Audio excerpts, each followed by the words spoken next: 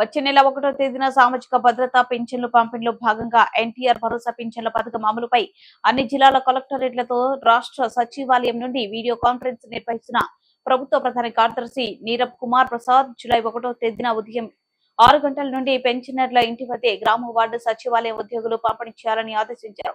అదే రోజు పెన్షన్ల పంపిణీని పూర్తి చేయాలన్నారు. ఒక్కొక్క ఉద్యోగి 50 గృహాల చొప్పున కేటాయించడం జరిగిందన్నారు. అదనంగా ఉద్యోగులు అవసరమైతే ప్రభుత్వ ఉద్యోగులను మాత్రమే వినియోగించాలని ఆదేశించారు.